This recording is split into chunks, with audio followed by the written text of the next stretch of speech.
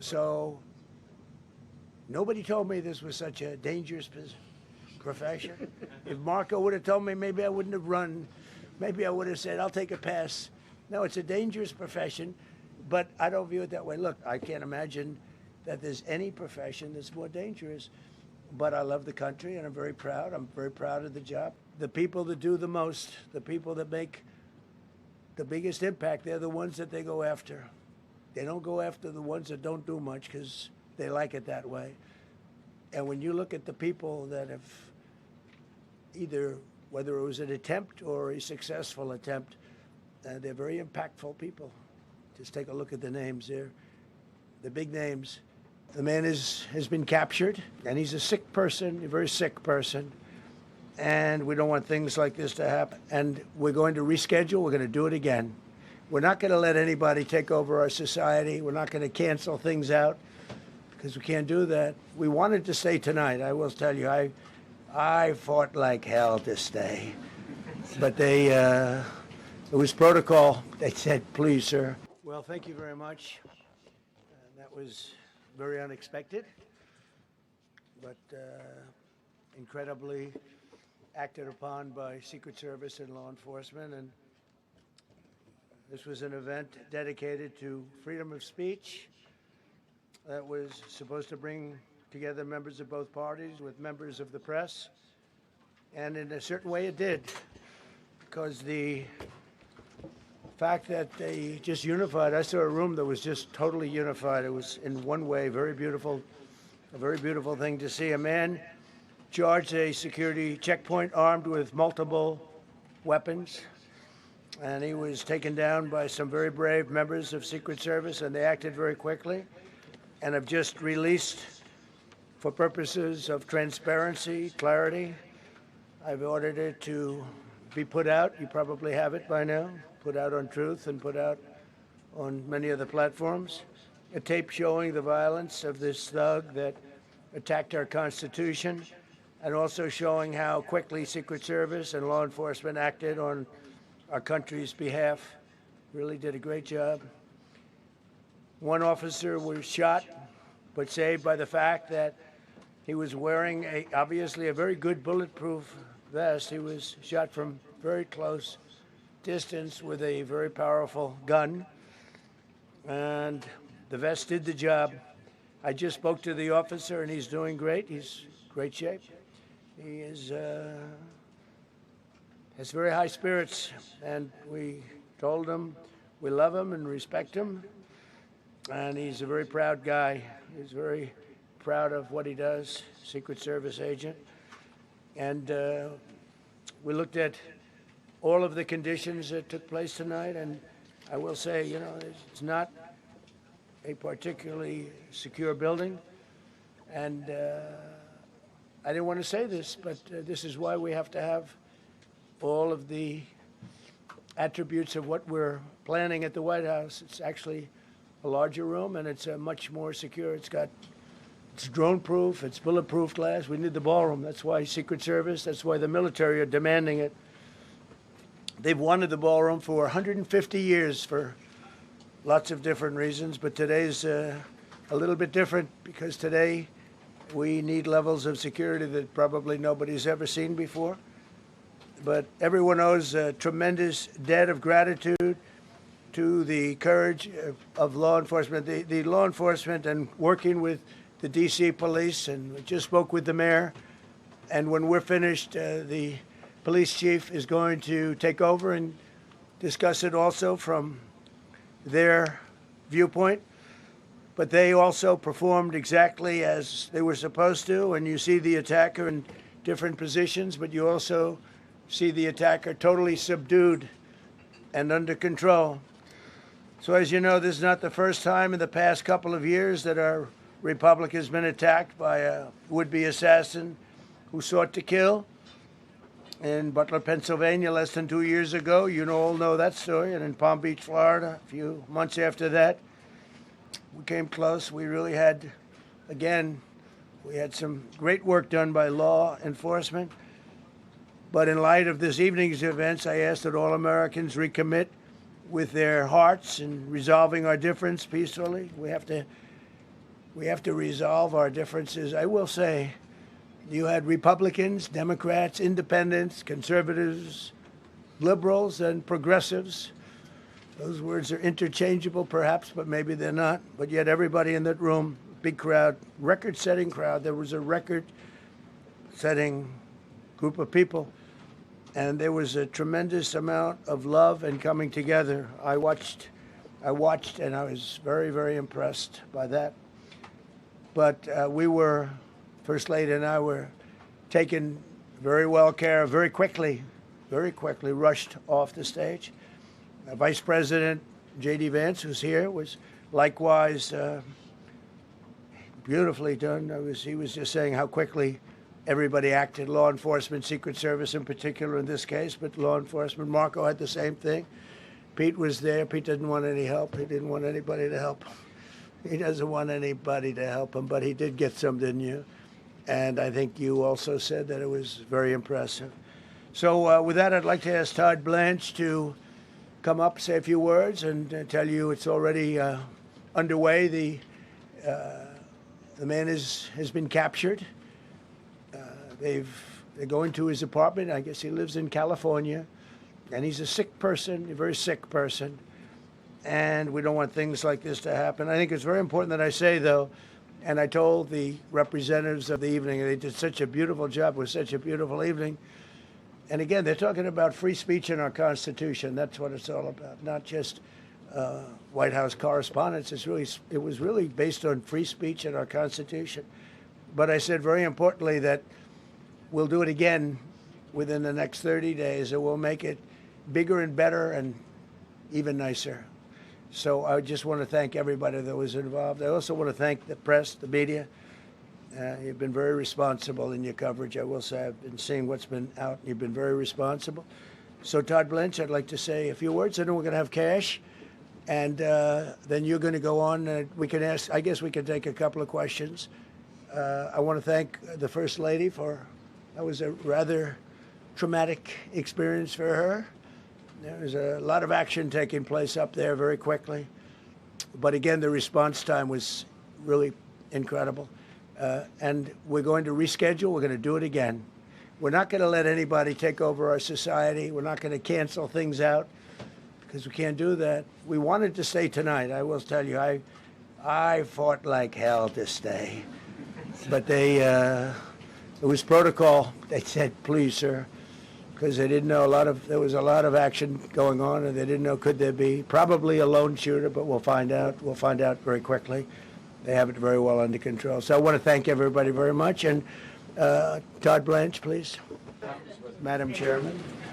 I just want to say you did a fantastic job. What a beautiful evening, and we're going to reschedule. Okay. And after that, it's very tough for her to ask a killer question, right? But you have done a fantastic job. Please. Mr. President, I appreciate it. As you mentioned, it all happened so quickly. Yeah. And I wonder, especially because unfortunately you have experience with these sorts of threats, in that moment when you realized there was a threat and service agents were telling us to get down, can you describe what was going through your mind, how you were feeling in that moment? That's a very good question, actually. It's always shocking when something like this happens. It's happened to me a little bit, and that never changes. The fact, we were sitting right next to each other, First Lady on my right, and I heard a noise and sort of thought it was a tray. I thought it was a tray going down. I've heard that many times, and it was a pretty loud noise. And it was from quite far away. He hadn't breached the area at all. They really got him. But so it was quite far away, but it was a gun. And some people really understood that pretty quickly. Other people didn't. I was watching to see what was happening. Probably should have gone down even faster.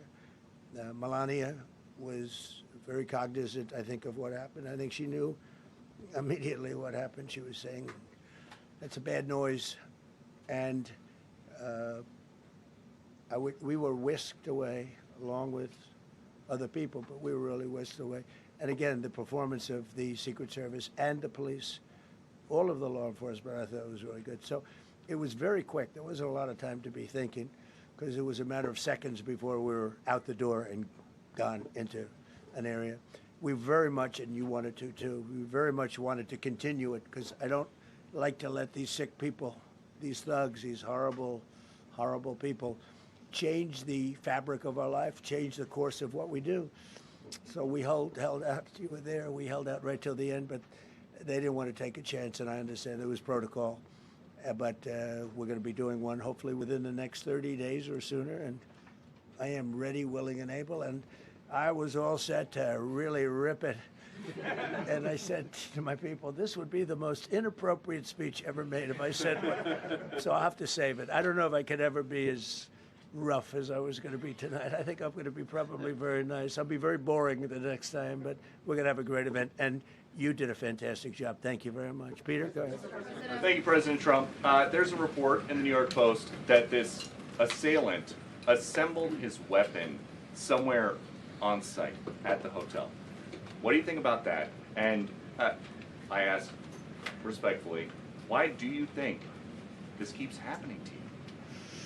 Well, you know, I've studied assassinations, and I must tell you, the most impactful people, the people that do the most, you take a look at the people, Abraham Lincoln, I mean, you go through the people that have gone through this, where they got them, but the people that do the most, the people that make the biggest impact, they're the ones that they go after. They don't go after the ones that don't do much because they like it that way. And when you look at the people that have either, whether it was an attempt or a successful attempt, they're very impactful people. Just take a look at the names there, the big names. And I hate to say I'm honored by that, but I've done a lot. We've done a lot. We've taken this country, and we were a laughing stock for years, and now we're the hottest country anywhere in the world. We've changed this country. And there are a lot of people that are not happy about that. So I think that's the answer, Peter. And after Butler, your team for a while rethought outdoor events. Yeah. Do you think that you now need to rethink No. indoor Well, events? but then you just don't do events. No, I can't do that. I have to, it is what it is. We have to do it. The room was very, very secure. You know, he charged from 50 yards away, so he was very far away from the room. And what did you think when you saw the video of how fast he was running? He was moving. He was really moving. And the reaction time was great. Boy, those guys, they had their guns drawn literally by the time he was there. They were shooting. That's right. I thought they were very impressive. And if I didn't, I'd let you know. You know, I'm not going to be, I would not stand for that. No, I thought they were very impressive. Thank you, President Trump, and thank you for updating us on Thank the you. suspect earlier. Were you aware of any threats? Was your team aware of any threats beforehand? And do you believe you were the target of this tonight? I guess. I mean, these people they're crazy.